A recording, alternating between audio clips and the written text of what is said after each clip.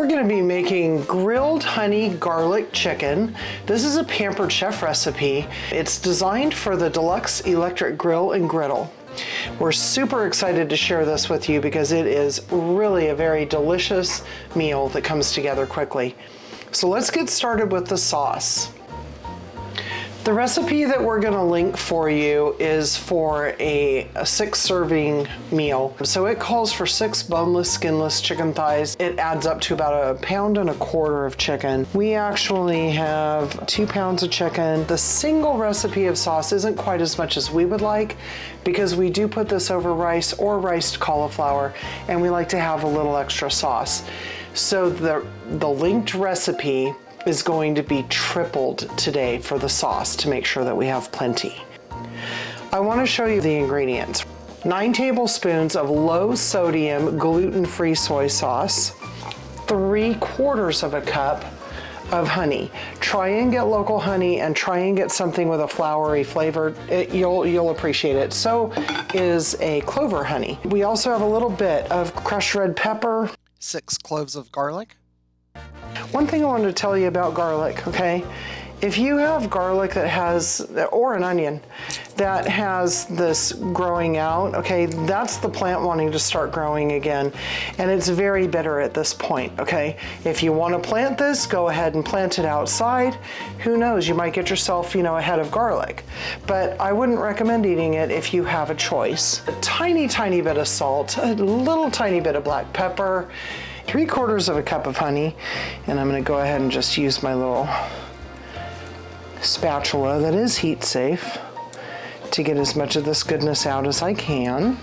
9 tablespoons of a low sodium gluten-free soy sauce. At 4 tablespoons per 1/4 cup of liquid measure, we're going to measure out 1/2 cup of the soy sauce plus 1 tablespoon. And so I'm going to go to my 1/2 cup line here, and then I'm going to use this measuring spoon.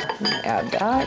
3/4 teaspoon of red pepper flakes, and I'm not going to be shy, so it's a little bit heaped.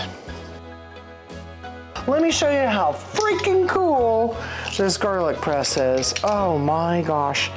You are not going to lose any of this fresh garlic. And let me tell you, if they have to put it in a jar, they have to add something to it. It might be usually vinegar, but fresh garlic trumps all.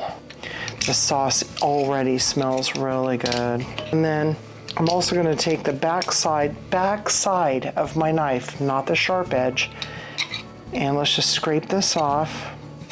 It's going to make it easier to clean too, and it makes it easier to scrape off without the risk of cutting your finger. Look at that, and you won't dull your knife because you don't want a dull knife. And I am just going to give this a good whisk, and I'm going to let it marry and set it off to the side for a few minutes while we set up our grill. We're going to be using our griddle plates for this meal, and slide that there. Once that's behind the clips, we just press down, and then we're going to do the same thing here on the other side. And you see that this is up, okay? So I'm just going to do the same thing. I'm going to line it up with the grooves. Oh, there we go. Snap it in. It's that simple.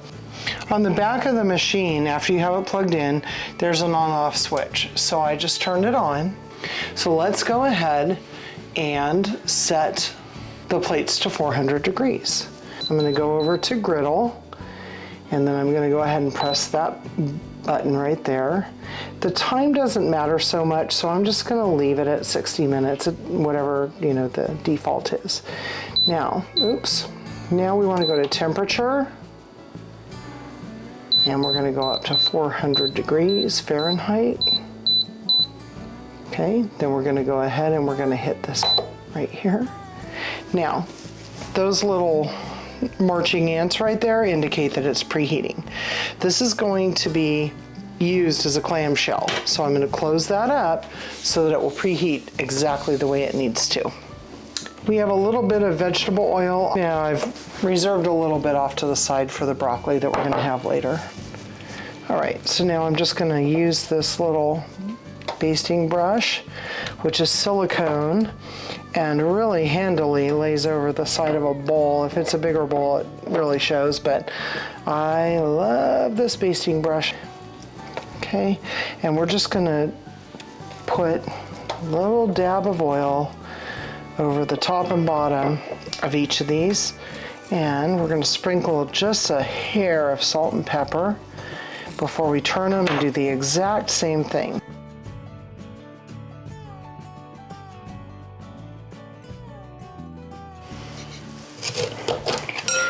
While the grill's preheating, I just want to have everything ready so that when the chicken comes out to rest in the marinade, we have the broccoli ready when the grill is preheated for that. This is vegetable oil. You probably could use olive oil here if you want.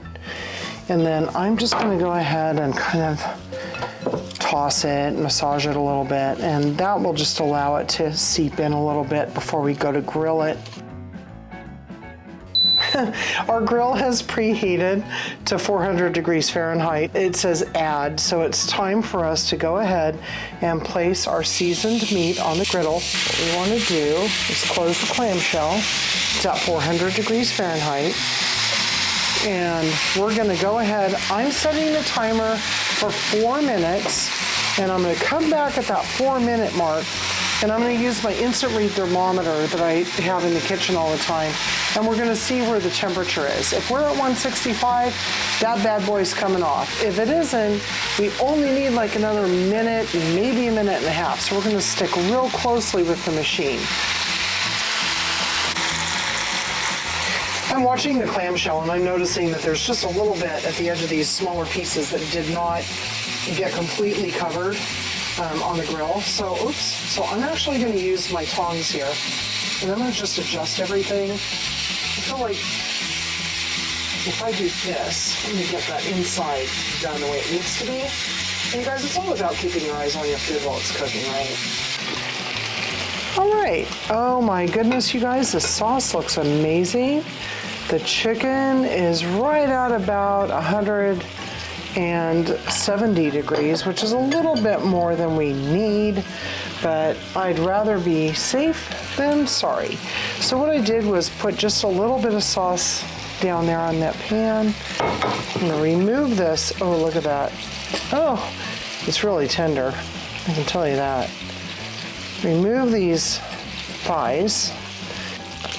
Okay, now again, I am going to save some of the marinade for the rice and everything, okay? You could even thicken it if you wanted to with a cornstarch slurry in a pan. I am not gonna do that because I don't think it's necessary. Anyway, I'm gonna flip this a couple of times while I get everything ready for the broccoli, because I wanna make sure that all that goodness is on here. Another really nice feature is that this griddle has a catch tray for oil and everything else. So I kind of want the flavor of the chicken on here, but I just don't want all of that, the leftover fat from the chicken. So I'm just pushing this down to the back very carefully. See how thick that is? There's a tool that we have for it, and I don't like to use it when the griddle is this hot. So I'm just using a little paper towel, being very, very careful not to touch it. Now that we have this laying flat, I'm gonna go ahead and set this to grill, and then I'm gonna hit, and it's set at 5 minutes. So I'm gonna go ahead and up that to about 15, just to be sure we have plenty of time. We're not gonna need it, but I don't wanna have to reset this machine. I'm thinking about this. We could bring this up and over just for about 30 seconds or so before we put the chicken on, because I want to make sure that the broccoli is steamed through. It does not take long to steam broccoli, and you really want this to be crisp tender when you eat it. It's so amazing.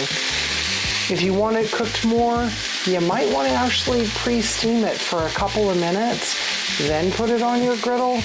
But oh my goodness, you guys. Now I'm starting to see, I hope you can see this. And I think that's the point.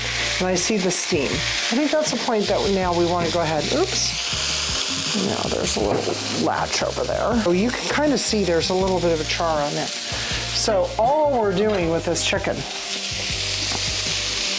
is putting it on there to get that color, okay? So let's go ahead, and if you can, do the crosshatch, right? I have that way.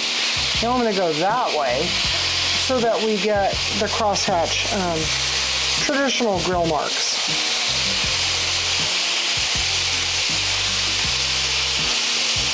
This just smells absolutely amazing. I am gonna flip this chicken, and I'm also gonna flip that broccoli.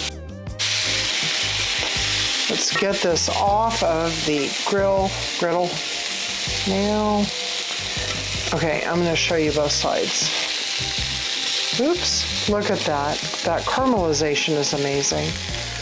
So I'm just gonna take this off because this would actually be a great way to serve it for friends and family. Don't forget to hit the cancel button so that it cancels all of the cooking and allows your machine to cool down. Go ahead and move it out of the way. Make sure it's not anywhere near your pets or your children. Look at that steamy deliciousness. 2 more things. Fresh green onions from the yard. Little sesame seed to accentuate the delicious flavors that we have. Beautiful. Nice.